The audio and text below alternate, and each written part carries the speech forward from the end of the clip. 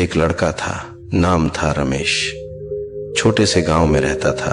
घर में सिर्फ 3 लोग, माँ, बाप और वो। माँ दूसरों के घरों में बर्तन धोती थी और बाप सुबह से लेकर रात तक नशे में धुत। रमेश हर सुबह स्कूल आता, लेकिन दोपहर तक हमेशा भागा था। कभी झूठ बोलता सर ने मारा, कभी कहता पेट दर्द हो गया। असल में स्कूल उसके लिए एक डर बन चुका था। बच्चे उसे ताने मारते, तेरे कपड़े तो रोज एक जैसे होते हैं, तेरी माँ नौकरानी है, तू अफसर बनेगा क्या। और टीचर भी कई बार नजरअंदाज कर देते।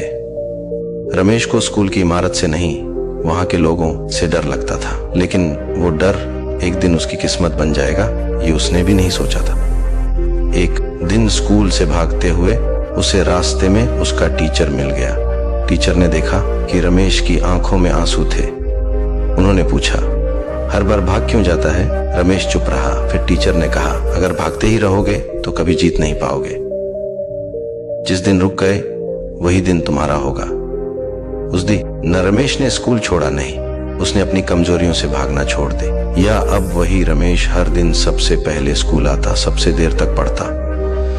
उसने फटे कपड़ों में किताबें सीखी, दिन में माँ का हाथ बंटाया और रात में लालटेन की रोशनी में पढ़ाई की। लोग हंसते रहे, लेकिन रमेश अब मुस्कराता रहा, क्योंकि अब उसे पता था लोग बदलेंगे, लेकिन उससे पहले उसे बदलना होगा। सालों बीत गए और फिर एक दिन उसी स्कूल में एक समारोह हुआ। स्टेज पर एक युवा खड़ा था जिसके सम्मान में पूरी भी डर्ट ताली बजा रही थी।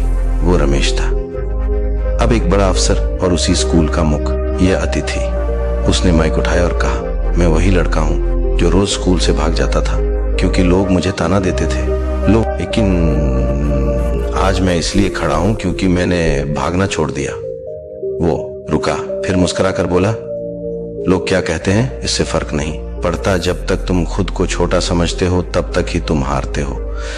जिस दिन न तुमने खुद को पहचान लिया उस दिन जीत तुम्हारी हो जाएगी।